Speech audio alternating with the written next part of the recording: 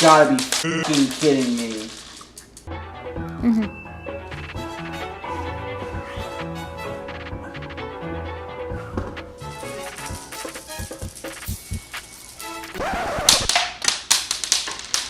I think we'll take it. You know, this should be our bit right here. Actually, I'm still rolling. No, we're doing that now. Let's do it. One Deck Dungeon will run you about $25 retail if you can even manage to find a copy these days. Additionally, As Mandy Games is currently selling a premium version for $40.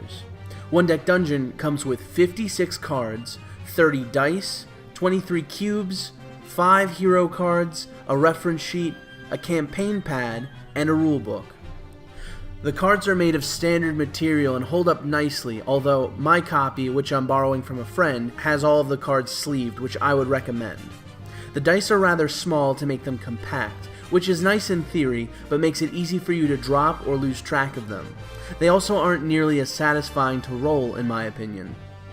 The cubes and campaign pad are standard and serve their purpose, unlike the rulebook, which utilizes such awkward and confusing methods of explaining the game that I constantly found myself missing key details the first few times through.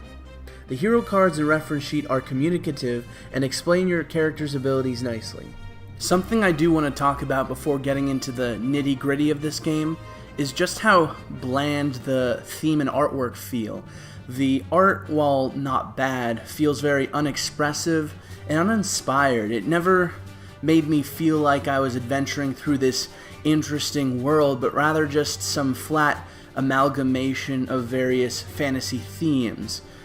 We've got things like the Minotaur and the Yeti intermingled with ghosts and thieves and lava monsters. It just feels like a bunch of fantasy stuff dropped randomly into this dungeon. And the dungeon crawling theme in and of itself is so bland, it's so overdone, and it doesn't make me feel invested or interested in what this game has to offer. It's very basic. One Deck Dungeon tasks players to survive 3 rounds of dungeon delving before fighting an endgame boss. Players do so by gathering skills and equipment from defeating monsters, leveling up, and using various potions to keep yourself alive long enough to emerge victorious. Much of the game involves balancing a player's time in the dungeon with their ability to take on the various threats they face. At the start of every turn, players will spend 2 time by discarding the top 2 cards from the dungeon deck, meaning the more things you end up fighting, the less time you'll have on future levels. On their turn, players have 2 choices: explore or enter a room. To explore, players can add up to the maximum of 4 doors to a dungeon. These are the rooms that you're going to be able to enter on a later turn. When you enter a room, players will be faced with either a monster or trap. If a monster, players can roll all their dice to combat it. If a trap, players choose which of the 2 options they are provided to attempt, only rolling the dice associated with that stat. The dice a player has is determined by the character they chose and the items they have equipped. Additionally, players can always choose to flee a location if they don't feel confident in taking it on, leaving the door open for future turns. Knowing when to flee an encounter is key in doing well in this game. When fighting, you'll have to dock the dice you roll into different slots. Some will allow as many dice as you want, while others require you to place only 1 die. The dungeon will add requirements to your dice rolls as well, which increase the further you delve.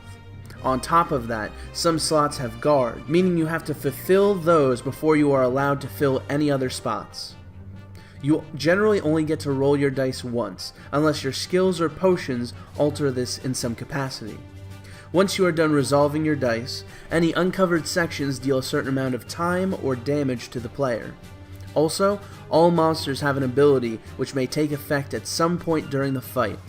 Regardless of how much punishment you take, players will receive all fought cards as loot, which can either be taken as experience, items, skills, or potions. Leveling up allows you to hold more stuff and get heroic dice, which are considered wild dice that can be used for any stat.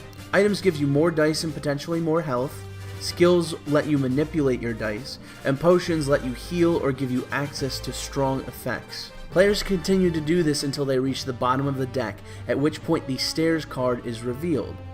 When the stairs card is revealed, players at the end of their turn can choose to immediately move to the lower level. Players continue through the levels of the dungeon until they reach the boss. Then players refresh their potions and attack these monsters while defending their massive attacks.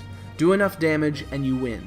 One Deck Dungeon does have some stuff going for it. It's got a fairly clever idea in terms of how the time cards are used to develop the progression in the dungeon. It's a fairly compact game. It fits in a very small box and is easy to take with you. And it's, somewhat easy to set up as well. And there's definitely some customization aspects in the game with the campaign mode once you grow tired of the traditional format of the game. However, that's not to say that this game is particularly great. It's very popular, it's very well loved within the solo gaming community, but it just, in my opinion, it doesn't do enough to distinguish itself from any other solo game. The first thing I have to say is that the rulebook is so confusing. It's just frustrating to read. Little details and specifics are hidden throughout the rulebook, and the way that the game explains the game, it tries to explain one-player and two-player modes at the same time, which makes some of the phrasing and explanation feel very unclear. And there's one specific note about difficulty settings in the game, but the game explains the entire rules at the hardest difficulty setting and then hides the specifics of the other difficulties at the back of the book. Not only that, but the rulebook is split into two halves, where the first half has all of the pictures and ideas contained in it, and the second half has the entire rules again, but without the pictures, which I'm not really sure does anything. It just kind of makes the book that much bigger and more frustrating to flip through.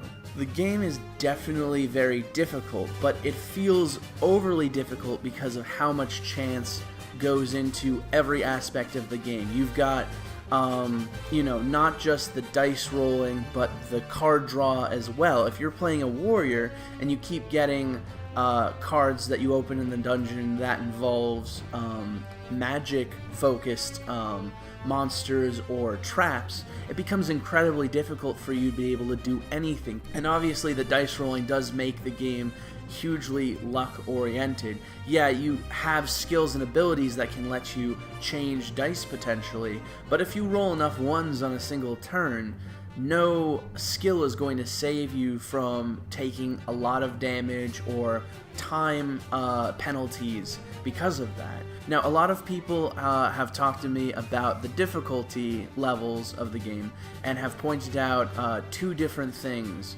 that can make the game easier: two-player mode and campaign mode.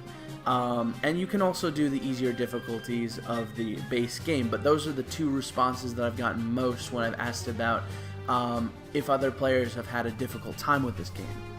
Two-player mode is incredibly easy, and that's because you're able to accrue more items and skills much more quickly. You start with one extra die for rolling at any given point in time, and it's so much easier to progress early game, which makes the late game a much simpler task. I've played two-player mode one time, and I completed it and won on the first try, whereas I've played solo mode 20 times and I've not won once yet.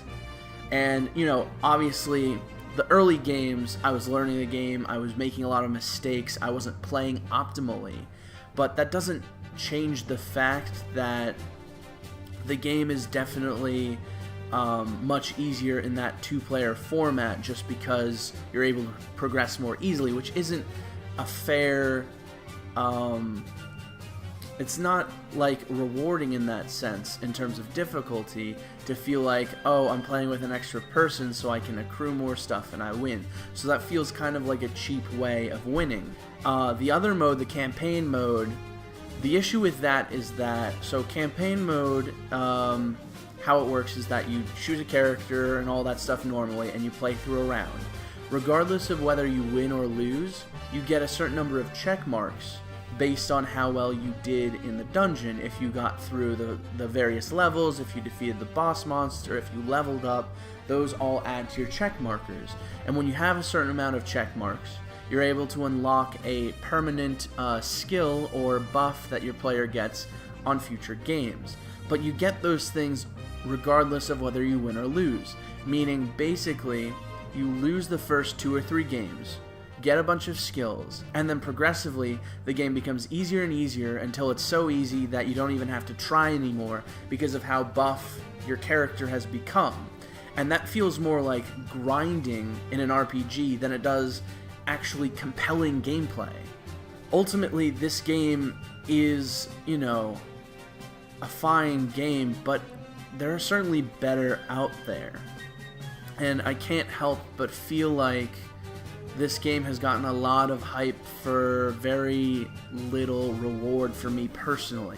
I do recommend this game for solo players who really enjoy games like Ghost Stories, where you're relying on those dice rolls and you're hoping against all hope to get that one symbol that you needed for the whole game. If you're into that style of game, if you're into a game where you might start playing it and there's a chance that you lose no matter what you do, absolutely go for it. It can be a rewarding game if you enjoy that level of difficulty. Otherwise, though, I do think there are other better games that do this format of gaming a lot better. That being said, the price point on this game is very reasonable.